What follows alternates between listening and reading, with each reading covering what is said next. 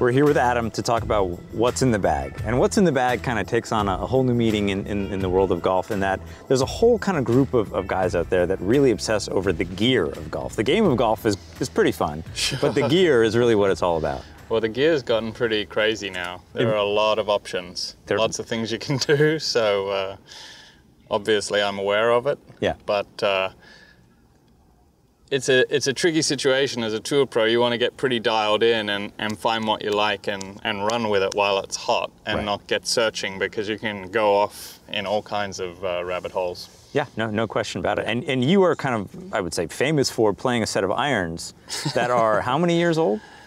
These are about 20 years old this year. What are they? They're the Titleist 680s. Okay. And I've had them in the bag for the most part of the last 20 years. Actually, I didn't win the Masters with this set of irons. I was using a set of 710s that became the 712s, 14s, 16, 18s, and now the muscleback is called a Titleist 620 forged. And the reason I'm not playing the 620 is it seems more and more popular today to take the offset out of the iron. And back when I learned to play, now sounding like an old guy, but it's true, I learned to play with offset in the iron, and this iron certainly has just a little bit more of that offset look than the modern 620 blade. So it's really nothing other than an aesthetic thing as I look down on the ball and what I'm used to. Yeah. And I mean, do your coaches or friends or other players say you're crazy for playing a 20-year-old set of irons? Look, no, not really. I mean, a muscleback like this or a blade is a blade. I mean, there's only so much you can do with the head this small and move the weight around to your advantage. It's really a ball striker's club. It's a feel thing, and yeah, you can move the weight a little bit, but it's not going to be much, you know. And there isn't much difference between the forged 620 today, although the weight's moved a little bit, than these. They're a bladed muscleback. They're hard to hit. You've got to be precise with it. The mishits are worse than a perimeter weighted club or some kind of cavity back club. Certainly some of this stuff, like when we get up to the 4, look, I don't use the bladed 4-iron. I've now got a TMB 4-iron in the bag for that more forgiveness. I mean, you've just got to take the help when you can get it a little bit. Yeah. And so these clubs are actually 20 years old. I mean, how do you cycle through clubs pretty frequently? How do you continue to find these clubs to play with? Does Titleist help you with that? Yeah, no, they have a lot of sets of them. However, the original 20-year-old ones are getting harder to find now. So I have a few sets of them, and maybe it's a good excuse to practice less, but you can see they're starting to wear a little bit on the face, and those, you know, once those grooves get a little too worn, they're going to be no good. So we're looking at replacements. I mean, looking at things like bending offset into the 620s is something I talked about yesterday with Titleist, and so going to have to find a solution, because I can't keep playing 20-year-old clubs forever. And so what kind of wedges are you using? Yeah, well, I've always been a Titleist guy. I've always been a Vokey guy, and I've got a 4-wedge setup that's pretty straightforward. 48-degree pitching wedge. And this is the 10F is the grind. 10 degrees of bounce, F grind, which is pretty standard. There's nothing fancy happening on the sole of this club. Matching it is the 52-degree 12F, a little more bounce, but also the very standard sole. 56-degree, 10 degrees bounce, S grind, and it's just got a little relief now in the back of it here, which provides a little bit more versatility if you want to manipulate the face. It's not often you open up the face of a pitching wedge to hit a flop shot or things like this. But with a 56, I play a lot of bunker shots with it, and squaring the face and opening the face, this little bit of relief at the back may be helpful as you work around. And actually, this is the newest wedge that I've put into play this year, and it's a 60-degree D grind with 12 degrees of bounce. So this has some very strong grind on the sole. The bounce is much more forward in this club, so you get a lot more bounce with a square club face. It has some relief in the heel if you want to open it up and take some of the bounce away out of the heel. And I put it in to kind of help me keep the club face more square when I chip and not just go to an open club face to find the bounce and the relief. I mean, bounce is kind of your friend if you know how to use it. If you can get the bounce under the ball, it's just going to help the ball get out of tight lies, thick lies. You know, you want to have a good understanding of what's going on here. And this club's been great, and I think my chipping has improved going to this one this year. What were you using before this? I was a pretty loyal K-grind guy. And I think it was named K after Tom Kite. He worked with Bob Vokey years ago and said, this is how I like it. And it was quite a wide-soled 60-degree wedge. Varying bounce, they'd made different models, but it was a very wide, constant sole without relief anywhere. And, you know, I had some success with that as well, but always looking to try and get a little better. Always, right? Yeah, always. And so the woods, we have the new TSi stuff for the most part, right? It is all the new TSi stuff, yes. And you started playing this when? TSi was about the US Open at Winged Foot last year. It was around that time the TSi came out. Yeah, and you know, the improvements now are so minute. I mean, the engineers are finding really small things, but the TSi was a good improvement from the TS series beforehand, redistributing the weight around the head a little bit. And actually, I put the TSi 2 in just at the Players the other week. And I've used the 3 when I first went to it at the US Open, then I used the 4, which I used up until just a couple of weeks ago where I put the 2 in. And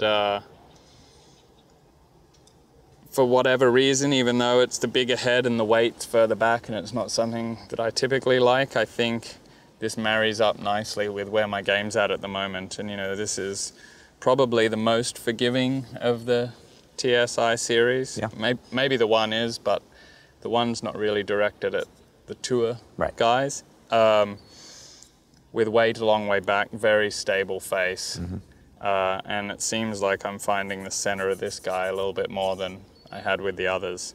This is set at 9 degrees as standard, and I have it in the A2 position. So A2 is just upright a little bit, but standard loft angle. Okay. I've played around with it. The first week I had it in D2, which is a little bit less loft. But, you know, the balance now for all the guys driving, of course we want to hit it long. We've got to hit it straight, but, you know, if you're going to take loft off, you're going to lose spin. And when you lose spin, you lose a bit of control. So you've got to find this sweet spot. And the first week I played it at 8.25. I hit it long, a couple of squirrely ones when I teed it low and tried to squeeze it. I didn't have any spin and the ball was not doing what it wanted. And then I found my sweet spot in A2 position. So. And what kind of shaft is in this? Yeah, so this is the Ventus Red.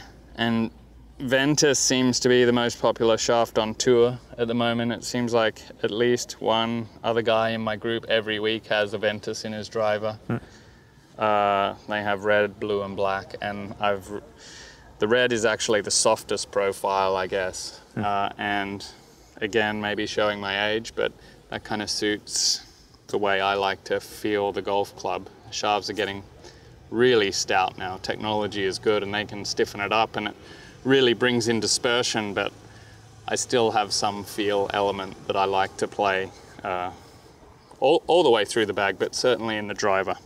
And standard length shaft, obviously.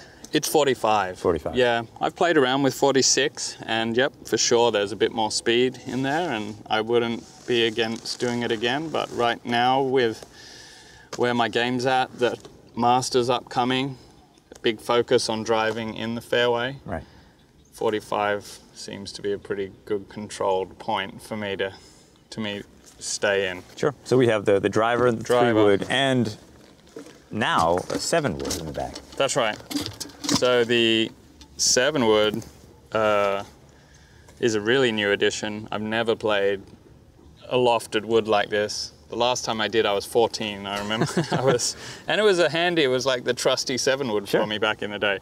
But for the longest time, I mean, I played bladed 2 irons in the 680 set and some other kind of long irons. But this the technology is just so good now in this kind of club, and the advantage of being able to hit it in high from 240 on par 5s.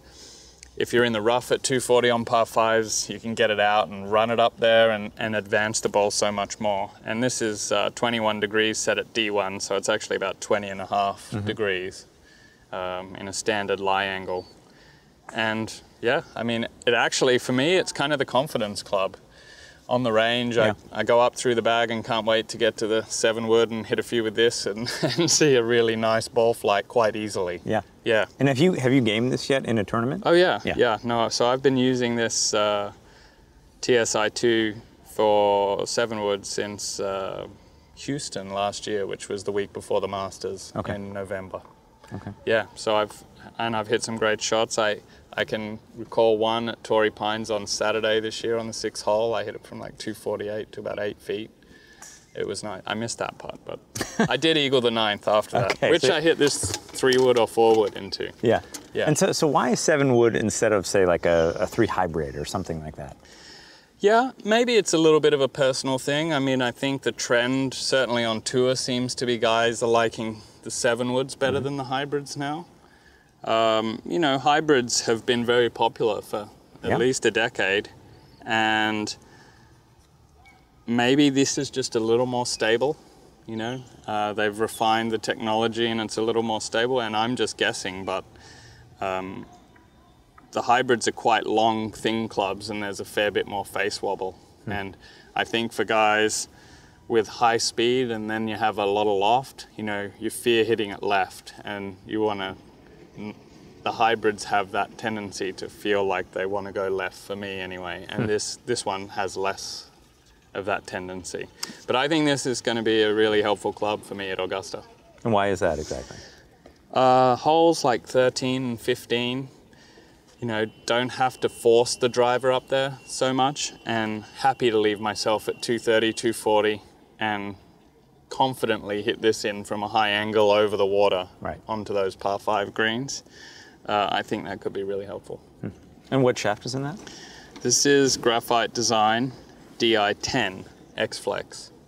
So it's actually 100 grams, which is a fairly heavy shaft. And again, it's kind of on the softer profile, but I used a similar kind of shaft in my driver for a lot of years. So it's something I'm pretty comfortable with, this feeling. And then finally we have the putter. Yeah. So yeah, not too many people using a putter like mine on tour, but this is this recently was made up for me by Paul at Scotty Cameron's studio, and it's based off the putter I won the Masters with in 13, which was exactly the same as this except a slightly larger head. And this is shrunk down a little bit, and the reason we shrunk it is because now this is 45 inches, which is the same length as my driver.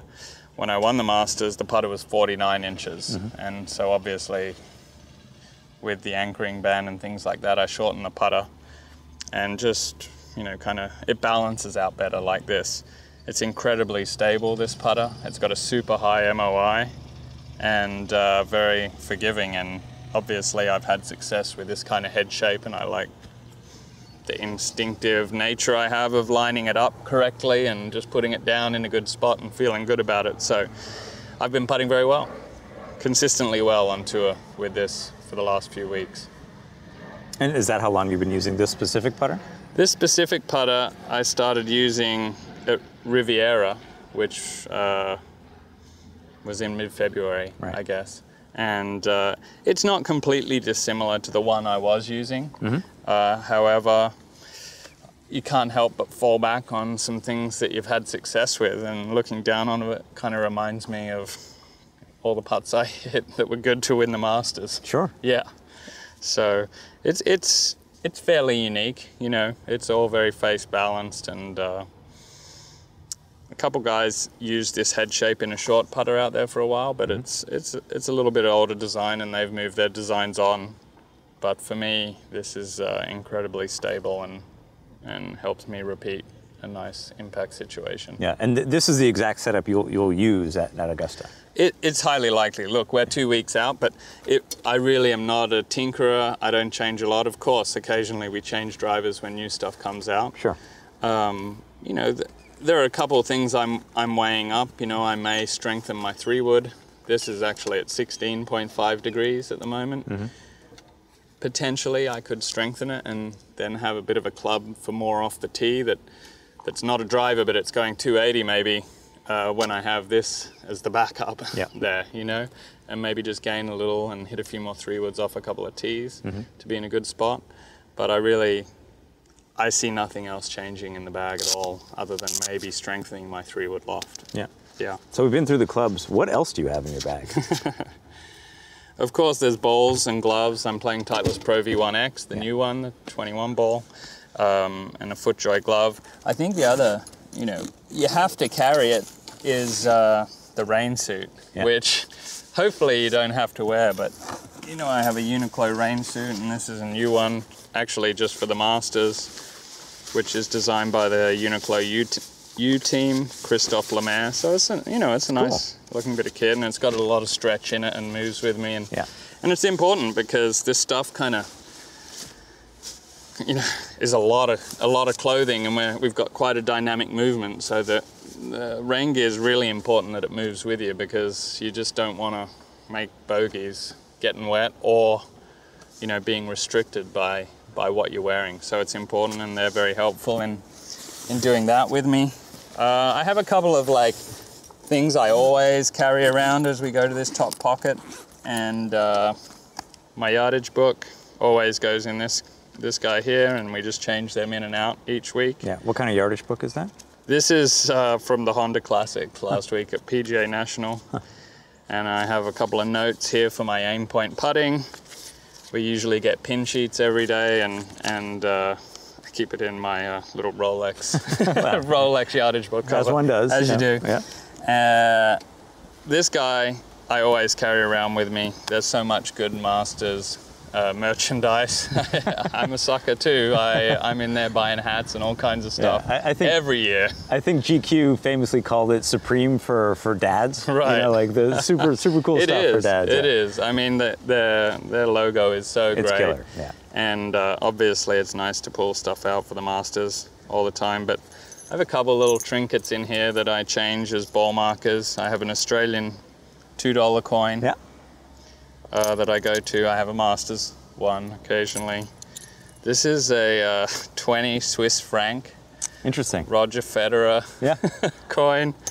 And I was given this by a good friend from Thailand. That's cool. You know, a little lucky charm that I've had in the bag probably at least 10 years. It's amazing. More, maybe 15 years. So they're the basic kind of things, and Sharpies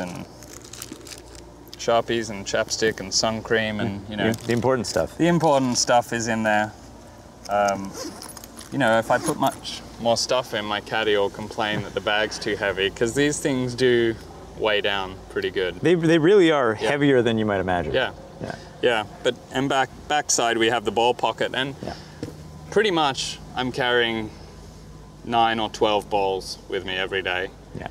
Hopefully I'm not using them all, because it sounds bad, but you know, when we hit wedges a lot, they scuff up, and we're pretty particular about I can imagine how precise we think we are, and it's nice to pull a new ball out and use it for the next hole. So you've got to have about 9 to 12 balls in the bag, just in case you have a strong wedge day. Yeah. Yeah.